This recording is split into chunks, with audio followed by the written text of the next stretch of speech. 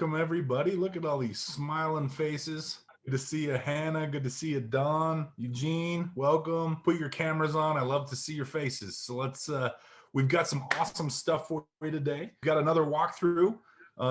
We have several formats on this call, one of which is walkthrough of properties that we're actually working on. And today's an exciting day because Charlotte Rohde and Ken Cordova, who are both students that frequent this call, are in on this deal. So they're going to get to see kind of a walkthrough. I know Ken's been up there, I think, once. Charlotte is in a different state than we're in. So I think this is the first time Charlotte's going to be seeing this deal. But we're going to walk through. There's a few surprises that just got uncovered to me today. So that's fun. We're going to get to go through some of those. We're going to talk about the successes, some of the sticky points. Hopefully this turns into a very educational call for all of you. I am feeling a little under the weather today. I don't know whether I have the flu or my dentist has me on some antibiotics. Might be that. I don't know. But we're going to try to wrap up this call just a little bit early. We're going to try to end on the hour today. I told Tyson, let's try to wrap up the walkthrough at the latest at 1/2 to 20 till. And then we'll transition to questions and answers. So make sure, as we're walking through the property, feel free to come off mute. This is a small enough, intimate enough call at this point that I think we can ask our questions on the way. Or if you want to save them to the end, we can do that as well. Okay, so like I mentioned, we're going to be going over some of the successes from this deal. We definitely saw some delays because of COVID. And then I just found out that I was fed some misinformation over the weekend about things getting done. So we're going to see some of that and talk about some of that as we walk through this property. So Tyson, go ahead and take it away, my friend. Let's have a walk through what's come to be known as the dollhouse. The dollhouse. I like that name. And I'll tell you guys why when we get to that part of the tour. By the way, one quick note, just as you're walking through, a lot of you are familiar with mine and Maylee's YouTube channel, Flippin' Sexy Real Estate. We've released several before and after entertaining episodes of us going through the process of doing flips. The dollhouse is going to be our 5th episode. It's the next one to be released. So if you haven't done that already, make sure that you go and subscribe. I'll drop that in the chat while Tyson's walking us through. But make sure you go and subscribe to that so you can see the full walkthrough and footage from start to finish of this house being torn apart and put back together. Something we're working on right now, like a little project today, is getting rid of this. It was one of those pop-up tent trailers, and we opened it today. Let me just show you inside, all right? This trailer has been leaking into the trailer for a very long time. And so inside, there's water damage everywhere. There is rat and mouse droppings everywhere. It smells horrible. There's holes and stuff. You can't see it very well, but I just wanted to show you guys the fun stuff you get from fix and flips. Is always entertaining. You walk around the trailer, there's wasp nests stuff everywhere, and one of the guys who's working on it is going to take it and is going to try flipping the trailer. We'll see how that goes. Okay, so let's give you a view of the house from the front. You'll see 2 men in the picture in just a moment. The man in the turquoise maroon jacket, that's Steve, our project manager and contractor. Say hello, Steve. What is your name, sir? Adolfo. He was just working on siding for us. Painter extraordinaire, they say. That's right. Tyson, he's the one who painted my bookcases. He's the only person I'd trust with the job. So, okay. He's amazing what he does. Adolfo is just really working on the siding, because the siding is something that we're keeping on this house, but it's dirty and it looks like rust is running down it. So he's using simple grain and cleaning this place up. So thank you, Adolfo. I'm going to enter the front door. I like these, Steve. Good job. It's amazing what light fixtures will do by themselves. People underestimate lighting, and I think lighting is an important thing to set the mood, and the lighting fixtures are such an eye-catching piece that people see when they come in, and it's a relatively inexpensive thing to change out. Lighting should be on the top of your list as far as things that you change out during remodel. Look at those floors, way better than that ugly carpet that was in there. This house was hideous. Yeah, it was a mess. All right, so this railing, everyone, was a stained varnished wood, and they just painted it. The flooring looks much better. Everything looks much better. I like this light fixture. Can't see it very well with the sun background, so I'll go around to the other side of it. There you go. There we go. Edison bulbs is a common favorite of ours these days. Really turned out to be a beautiful house. Like I kind of, this was a Walmart flip for us. It was just kind of supposed to be a quick and easy. We were finishing the basement, which was a little bit beyond what we normally do on a Walmart flip, but it really surprised me how beautiful it turned out. For a Walmart flip, yes, totally agree. One thing I'm going to say before we dive into the kitchen, for Ken and Charlotte, Steve and myself were told that granite went in on Friday, and we were misinformed. Our granite person actually had a heart attack on Friday. So we're looking at tomorrow and Thursday granite will be installed, but our cleaning crews have been there. So we've kind of been cleaning around it. Shouldn't put us back at all. Gave us a little bit of a headache today. And in the last hour or two that we found out, with the added stress, I think we figured out a solution. We called a different provider that we've used in the past. They have some leftover granite that we're going to be able to bring in, and we'll have it in by tomorrow, Thursday. So that should not affect our ability. Stagers will come in and stage around it and then stage on top of the granite once it's in. It should not affect our ability to have an open house on Thursday is our hope. Okay, so now we have the kitchen. This kitchen used to be, I think, maybe almost the worst part of the house. It had stains everywhere. It had holes in the wall. It had cabinets that were all mismatched. And so they ripped out all the cabinets and put in these new cabinets. And I really like it now. There used to be a big hole in the wall right there. And I don't know how it got. Another one of those nice light fixtures right there. Let's take another moment to appreciate this Ogden, Utah sunset. This backyard used to be a mess. It had garbage everywhere. But that's kind of what you find in Walmart properties sometimes. They are keeping this portable fire pit. It's a nice touch. Before the lighting goes away, I want to show you the outside of the house. When the house was purchased, the back of the house, half the siding was missing. None of that vinyl stuff. And what you saw instead was a bunch of foam, like the stuff that goes under the wallboard. And I don't know why it was like that. But what they've done is something that I really like. Mitch, was this May's idea, your idea, Steve's idea? The board and batten stuff, I think it was a combination idea. I think we were throwing around idea. We were workshopping it early on in the project. Just to kind of further explain what Tyson's talking about, the areas that you see that are dark brown, we've replaced with a Hardy Backer board and batten panel that was significantly cheaper and actually nicer than trying to re-side and match the vinyl siding that they had that went on this house in the 80s when it was built, early 80s. 1980 I think is when this house was built, 1979. So rather than trying to match that, which would have been expensive, put the siding back up, we just accented the siding with this board and batten. You'll notice that we did a little square there up on the deck. Tyson, if you want to go back up on the deck, we're going to highlight this in the Flippin' Sexy real estate episode that we do on this house. But where you see where we replaced that section up on the deck, they had actually for years had been barbecuing up against the vinyl siding. Now, I don't know if you've ever tried to mix fire and plastic before, but what you get is not pretty. So you had this liquid looking melted mess of vinyl siding on this patch of the house. So instead of residing the whole house, we saved some money, kept the money in the profit margin rather than putting it into the budget.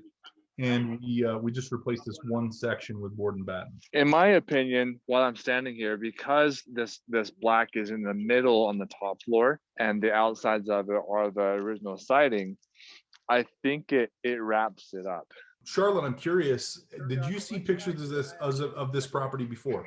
You probably sent it to me in photos, but I don't remember. So this deck was basically, I think they had Rottweilers because everything was chewed to bits. The inside railing, we had to replace a lot of the spindles because they were dog chew toys. This deck was on its last leg. I mean, this railing was almost falling over because so many of these spindles had been chewed away by a large dog. So really, I mean, coming back and being able to save this deck and not having to go to an expense of redoing the entire deck was really kind of a stroke of genius by Steve and saved us thousands of dollars that are just going to be put back in our profit margins. So pretty awesome. All right, let's continue on, Tyson. Okay, soon we're going to need lighting in here, which is fine because they're all installed. This, when it's installed, you can still see a hole around it, kind of like you see in the camera right now. So Steve's having the painters fix that. This is just part of the wrapping things up process that we go through. I go through the house when Steve says it's done. Usually I find some things that a few people missed and take care of it, and then we go through the process of cleaning it, and then the stagers come and stage it, and then we list it. Usually it's under contract within 24 hours after we list it. We call it the final punch list. So our final punch list phase, it's when we're done with construction, We have people coming in and cleaning and staging. And our final punch list phase usually happens during the listing and sale phase of the project. So we do a lot of the blue tape punch list stuff while it's listed and Maylee's selling it, and then we get it under contract. Usually the buyers have, you know, a handful of things that they notice that they want their say in, right? So we get a punch list from the buyers as well. So usually it's not too crazy. Steve does a quality job, but at the end of the day, there's always those punch list items of those little tiny things that pop up. All right, so this bathroom used to be black paint, and the toilet was not even attached. Here in the bathroom, they're doing a tile surround, which I really like. This is the progress they've got on right now. Still need to do the grout around that and finish this wall. Let's put tile on that. Let's back out of this room. Okay, this was my least favorite room because it was pink, and then all over this floor when we first got it, there's probably 3,000 Magic the Gathering cards, and then I found other boxes full of Magic the Gathering cards downstairs. Now, I'm not saying Magic the Gathering is negative or wrong in any way or stupid. No, none of those things. But there's just a lot of garbage left behind. Because you use that many Magic the Gathering cards. This closet is a vast improvement from before. I really like it. This used to be a normal closet with just one rod up there. This has all new trim, all new doors. This room was covered in wallpaper. Good old Steve came and spent an entire day removing wallpaper. In fact, my first deal that I got into was with Mitch, and this deal was a very low budget Walmart flip. Maybe might even call that one a dollar store flip. We talked about dollar store flips last week. Because it was such low budget and we didn't have big margins, like the profit was small, so therefore the rehab budget was small. So I went there and kind of tag teamed it with Maylee to get rid of wallpaper on this dollar store flip in Tooele. That's when I learned the horrors, absolute horrors of wallpaper. All right, this room used to smell like a mixture of cat urine and human urine, and it had no carpet. It was just a painted wood floor. Master bathroom with a granite wheel go. The mirror will go back there. And the stagers like to use a round mirror. Maybe you guys have noticed that already. They use the same or similar stuff throughout the houses. Here is the shower. We kept it because it was functional. How did you get rid of the smell? I'm gonna ask Steve that question. I'm gonna put it off mute so we can hear you. Okay, Steve, Kathy's asking, how did you get rid of that smell from this room? All the new smells? All the new smells. Basically, yeah. Paint. You just kills. You put kills on the floor. Basically, you just spray kills primer, and they actually make a version of kills that's for pet urine to take the smell out. You get that in there. You air the house out, and then once you start getting carpet in, then you get the new carpet smell. You get the new paint smell. You get the new door smell. And it overcomes everything. I haven't smelled it since paint, actually. So Kathy's also asking, what about a house that reeks of cigarette smoke? Basically the same thing, and a lot of it too. You're gonna want to wipe the walls down. If you're not gonna, you're gonna have to paint it. A lot of the smell actually is gonna come. If you look at this house, see the yellow here on these windows. That's from cigarettes. And so if you wipe that down, it's gonna take the smell away. Did you notice the sliding glass, the shower doors? I did notice the shower doors. What do you want to say about those? Well, that was not a planned feature, but I did find them really cheap at Home Depot, and the reason that I did it is because when we were cleaning this, there was holes in both sides with a shower door. They had a shower door before, so since we're reusing the surround, I went and got these doors. Okay. And it was $135. What about this purple paint? We're on purple paint. This bathroom used to be purple, by the way, everybody. Cleaners do that? Okay. Yeah, that's just a little Brillo pad, no, take that off. Sounds great. The basement of one of our properties had a little tiny flood, and the water soaked into the baseboards and made the paint the yellow soak through the paint. I had to put, I think, 7 coats of paint on it, and then Steve told me about kills. I learned about it way too late. Yeah, sometimes you gotta ask first, right? So Eugene asked, how many hours does a cleaning team spend on a house? That depends, Eugene. It can, Yeah. I mean, it can vary greatly based on, one thing I love about the way Steve runs a crew is that he makes sure that they stay clean, right? Some contractors will clean up after themselves as they do a job. Some don't, but Steve cracks the whip and makes sure that we run a clean job site.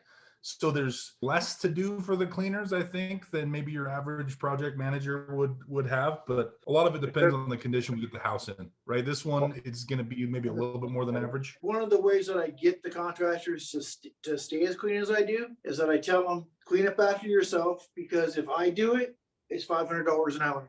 And I'll charge you for cleaning. Their job, their stuff gets cleaned up all the time. The tile guy cut all the tile inside, so now there's red dust everywhere.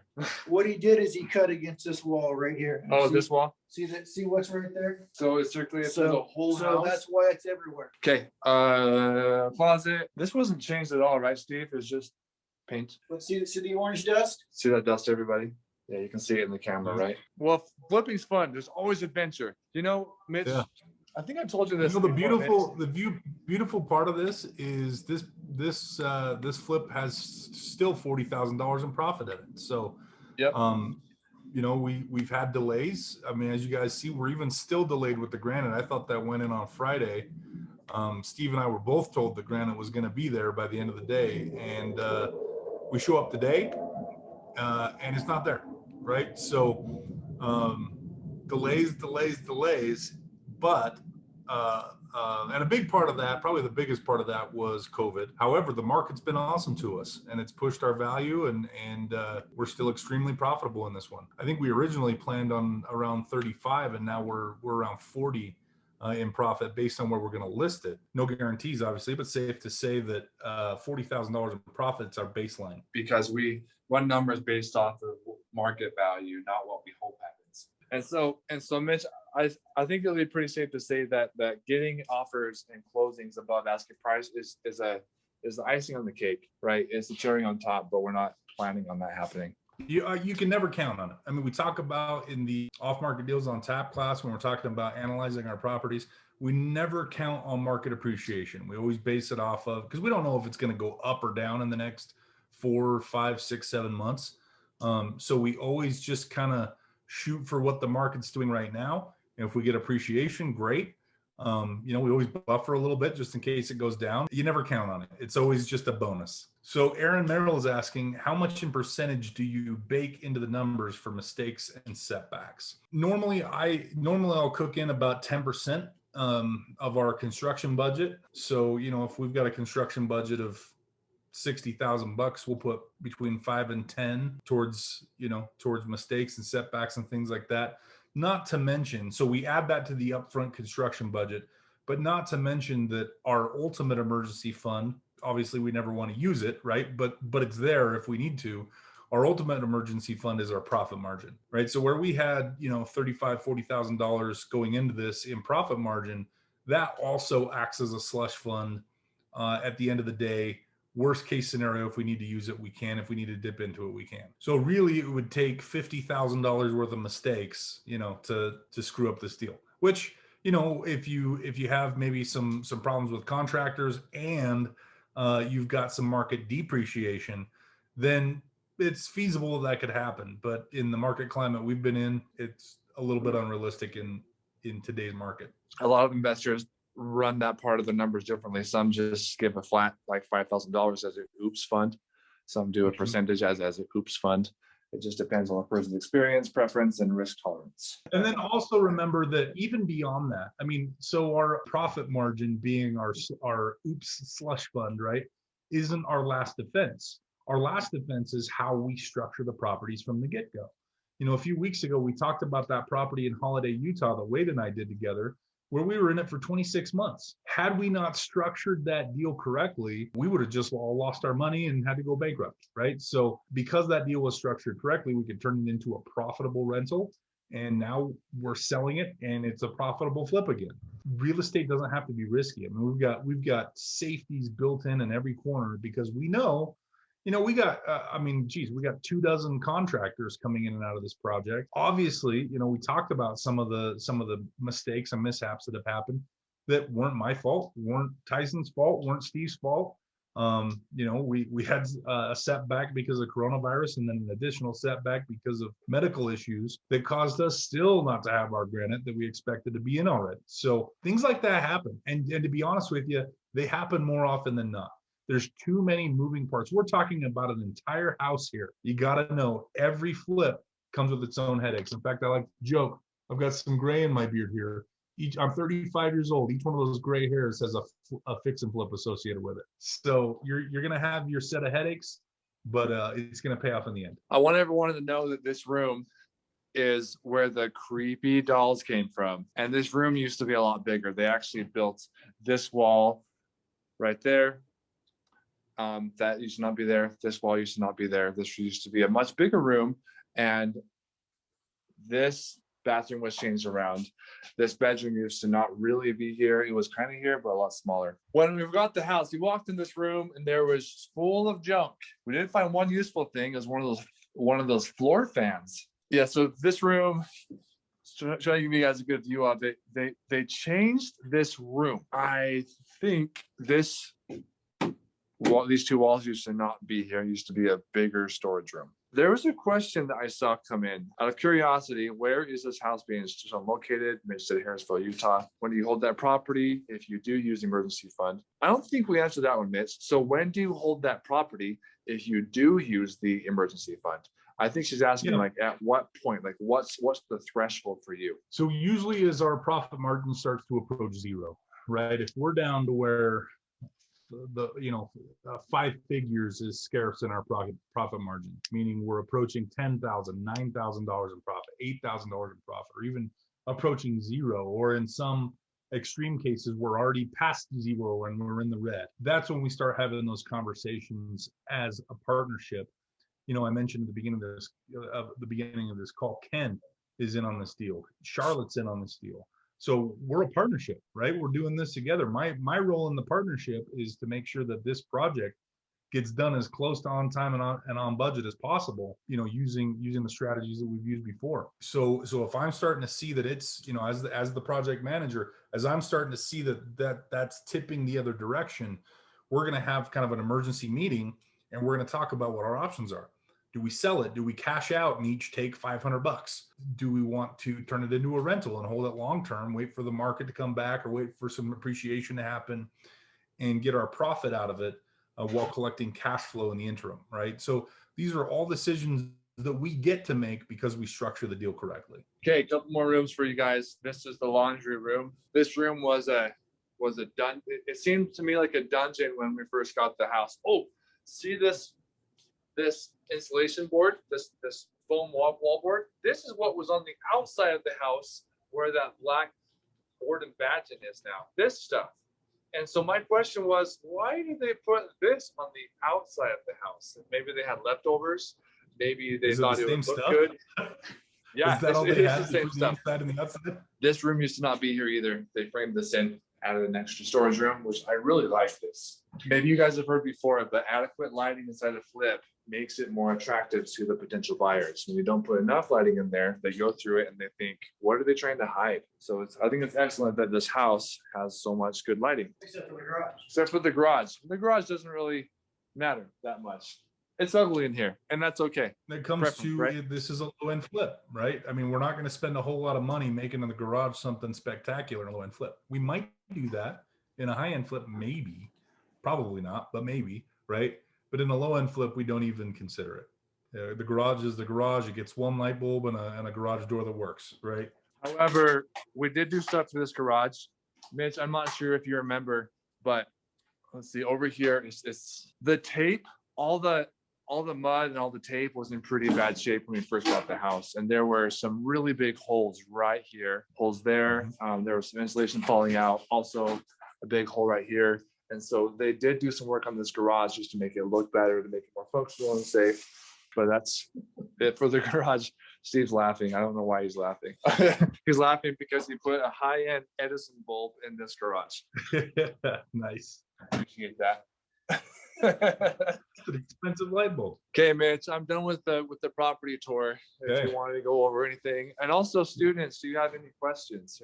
You've been great. Yeah, let's Questions open have it been up to awesome. question and answer. We're targeting the top of the hour to wrap up the call today. So it's going to be a little bit shorter call, but we got 10-15 minutes to dive into your guys' questions and let's talk some strategy on this deal. Obviously we talked about the good things, we talked about the bad things, we talked about the ugly things. So we do that on purpose. We want to be transparent so you guys can see what you're getting into as you're going out and doing these types of deals. So let's dive in and talk. I'm especially curious to hear from the partners in the deal.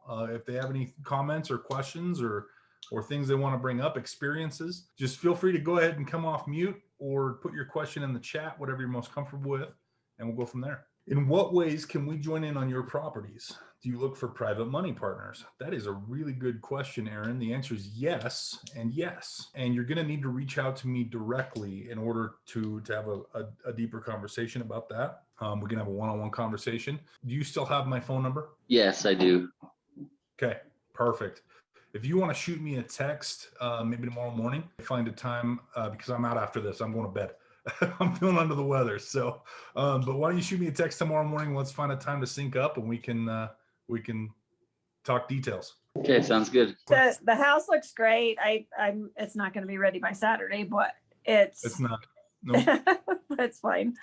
But what we'll probably do, everybody's Charlotte, is we'll probably shoot for a like a midweek house tour, a midweek open house, which isn't a problem, especially in this market. everybody's working to get it done, and it's not there's no fault involved. It's just list of stuff that's got to get done. And certainly, a guy having a heart attack, he certainly can't plan for those things. And you just hope that he's okay and that he can come back and work with you in the next deal. So typically, on average, I know it's all different based on who's purchasing the home, but on average, how long does it take to actually close and complete the deal? About 30 days, usually for financing, is what we've been seeing. So, lately, the last several deals that we've done, it's been, we get an offer day of or day after the open house, usually multiple offers. And then we're 30 to 35 days out max to close and get our money back, unless it's cash. Now, on occasion, we do. Now, it's definitely not, the norm, but every now and then we got somebody from California that sold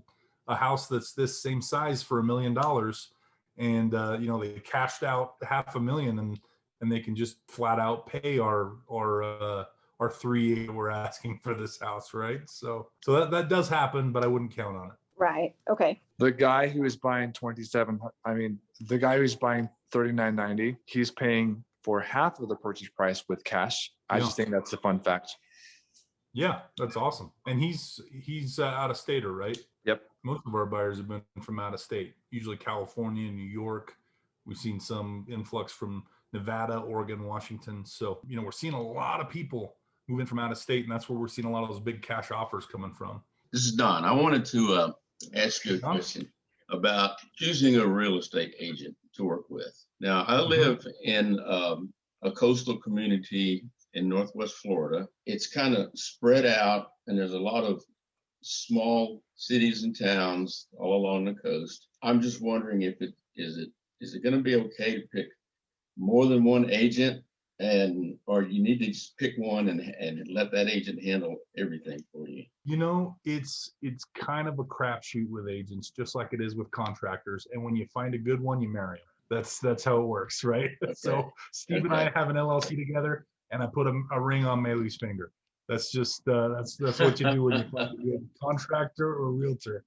And part of that, Don, for me, I had a lot less infrastructure than what I'm providing to you guys when I was a student, right? Still a student, but when I was first starting out. So for me, it was trial and error. I mean, I lost tens of thousands, if not hundreds of thousands of dollars making mistakes on contractors and on realtors and on others. My goal for each one of you is to help you bypass a lot of those mistakes. Now, there's no way for me to remove your ability to make mistakes in a transaction. You're going to make your own set of mistakes. I just don't want you to have to make the ones I made. So we do actually have a nationwide network of agents that we trust. If you want to connect with me offline, I can get you. In fact, what I'll do is I'll private message you a way to get a hold of Maylee, and you can reach out to her and work with her on finding an agent that's going to take care of you. Now, are you looking for personal reasons, or are you looking for investing reasons? This is for investing reasons. And For investment. I mean, it's like, I know several real estate agents, and I've met several at the local real estate investor meetings. One guy is familiar with one area, and another guy, another lady is actually very familiar with another area. And, you know, I don't know if you sign up with one, does he think like you have to do everything with him? And if you don't, then he's going to get upset, or, You know, there's a little bit of everything out there. I think if you've got someone that's used to working with investors, they don't get as upset. They get it, right? That you're buying a lot of properties, you're doing volume, and you're not going to buy everything through them. However, there are agents that will take offense to that. So I think a big part of it, in fact, Tyson and I, we were having this conversation the other day. I think a lot of mistakes happen, most, if not all mistakes happen because of a lack of communication. If we communicated more, fewer problems would happen. And so having that conversation with your agent up front, and when you set that tone up front, they can make the decision right away.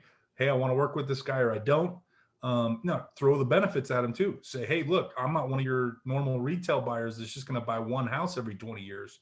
I'm going to eventually be buying a house a month from you. And then at that point, nobody's wasting anybody's time. You can both make the decision as to whether or not you want to work with each other, and either move on together or move on apart. Did that once. I had one real estate agent that was showing me houses. Then I had another real estate agent that she had a list of houses that she wanted to show me. And one of them was on the other list that I'd already seen. And so I said, you know, I think I need to be honest with you and let you know I already saw this house. And then she got all upset when she found out, oh, you've been looking with another real estate agent. So Are you cheating on me? I said, forget it. Yeah. It really And is. you know what? That's not your fault. She got upset. You did the right thing. You were honest. You were upfront. You communicated. Mm-hmm. You were in the right. It was her choice to get upset by that, and she chose to. So that's out of your control. But you did the right thing, my friend. I was working with a real estate agent, and this is when I was new to learning the pro tips and how to operate as an investor. He shoved this paper in my face and tried to get me to sign it, and I didn't sign it. But what the paper basically said is that I have this contract with him that he will be the only agent who can show me properties, and if I go elsewhere, then that's punishable by law to some extent. And I didn't really understand everything, but it's like, you only get to work with me and nobody else. And I didn't like that. Well, usually when people get insulted, I just show them my math, and that fixes it. Like, here's my math. Here's why, right? You can see my profit in here. I'm going to make 40 grand. That's because this is my job. This is how I put food on my table. And we got about 5 minutes left till the top of the hour. We are gonna cut this call tonight off at the top of the hour. So any other questions that we want to field here? I had a question. Okay, we'll go Charlotte and then Hillary, and then we'll wrap up the call. Okay, I was just going to ask about the landscaping.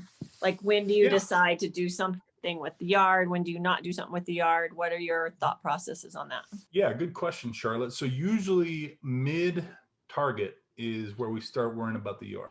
Mid-target and lower, we won't touch it, right? And you'll see it'll still sell. It'll sell like crazy, right? Especially in this market. Mid-target up, that's when, out of necessity, because it won't sell if we don't address the yard, that's when we start addressing it. So you probably noticed when we were outside, the yard's a little overgrown, the grass is a little weedy, they'll buy it anyway. And it's at a certain point, right? Because this is some of those things. And as we dive into the fix and flip section of the education, we talk about the 5 things that we focus on and we spend money on, right?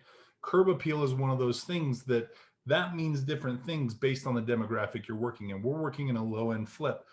We could justify the heck out of anything. We could say, well, you know, hey, because our name's on it, we want nicer cabinets in here. So we'll spend an extra $1,000 on cabinets. Because our name's on it, you know, we want the curb appeal to be extra pretty. We're going to spend another $2,500 on sod, right? We could just justify ourselves out of a profit. But truth of it is, and as experience has told me, Walmart flip, we don't need to do a yard. No, that makes sense. I just didn't know what the process was behind it, because where the line really is in the return on your investment. That mid to high end target, All right, let's jump to, I know Hillary had a question, and Hillary, I just caught your text just before we got on the call here. So if you want to go ahead and share that information as well, maybe start with that and then end with your question. Let's do that. Yeah, I was just saying, your question led perfectly into my little plug I wanted to give in. I did want to know, for most of your flips, do you at least do kind of a trim up and whatnot, like a lawn mow at least, for something like that in the front yard, kind of like if it looked like the backyard that we saw, or do you just completely leave it? That's a really good question. It depends on what's there. So we do a lot more, I'd say, high-end Target to Nordstrom level flips than we do Walmart flips. We just do. Wouldn't you say, Tyson? I mean, I'd say it's maybe 70-30. Yep, I would agree. The higher end. So yes, in a lot of instances we are having to maintain. In a lot of cases, we're even having to sculpt some yards. Hillary, So as far far, as my though, business is concerned, you want to touch base with Tyson. You want to get connected with Tyson. So far, it hasn't been like a landscape, like build up a beautiful landscaping project with designs and stuff. It's mostly the way that I've handled it is just clean it up, make it look nice. Maybe just plant grass seed and mow the lawn. That's usually what it is. I also wanted to add in, so my plug, that my husband and I restarted his business last year. I wanted to get our business out to the community, Renata's community, for any cleanups on flips, and then also any renters, anybody who has rental property. We would love to help out with that if needed. So, and I put my information in the chat. What you choose for the flooring, I've noticed that a lot of people are choosing that look of the light gray wood flooring. Is that pretty much the go-to for most flips these days? It is right now.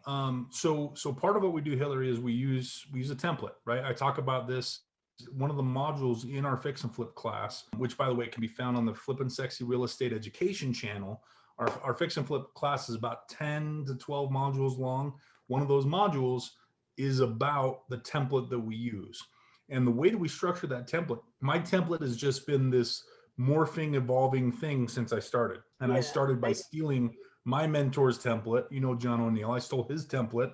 And just kind of evolved it into my template, right? So our floors were completely different. Our laminate that we used, our engineered wood that we used on the floors was completely different when we started. But it was one of those changes that I made in recent years, in the last year or two, as we walk through the Parade of Homes on a yearly basis. So we'll go to the Parade of Homes once a year in Salt Lake. We want to do it in the area we're focused on, right? So, for example, if you're in Jacksonville, Florida, you're going to go to the Jacksonville Parade of Homes, right? You're not going to come to the Salt Lake one. That doesn't do any good. You want to know if you're flipping in Jacksonville, go to Jacksonville. But we walk through those homes and we kind of pick out things that we can update our template with. So, for example, I've only updated the wall paint color once, and it's almost unnoticeable to the naked eye. We went from worldly gray to repose gray, and it's just a slightly less amount of beige. But this is just a laminate, tongue and groove. They come in about 4 foot by 6 inch sections, kind of puzzle piece it together. But yeah, it's good stuff, and it sells quick. And you know what? We'll keep using it until we notice that nobody's using it in the Parade of Homes anymore. And then we'll change to whatever they're using. And it's waterproof. Yeah. You don't have a lot of the problems that you have with real wood, right? And yet it has that look to it. So yeah, I didn't realize how you updated and kind of the majority of what people are using these days or whatnot. So that Parade of Homes is a great tip. So thank you. Yeah, I think it's a great place to get updates. And it doesn't have to be that. It can be magazines you look at. I know Maylee's a big fan of Pinterest. Whatever it is you use, it doesn't matter. Just make sure that you've got a template. You don't want to be changing that template too much, but you also don't want to be changing it not enough, right? So again, it's that balance. You don't want to be behind the times. You don't want to be putting brass and honey oak into properties these days. You also don't want to be changing every week, because then it defeats the purpose of having a system in the first place. Really good questions tonight, guys. I appreciate you letting me cut off this call a little early tonight. I am going straight to bed because I'm feeling under the weather, but I am grateful that all of you showed up today and got to see our Harrisville property. For those of you who had questions like Aaron that need direct attention, make sure you reach out to me. Let's have a conversation. In the meantime, you know, unless I talk to you at some point during the week, we're going to be back here next week doing the same thing at the same time in the same place with the same link. So hopefully we'll see y'all there. Stay safe, stay healthy. I love you all, guys. Have a great night.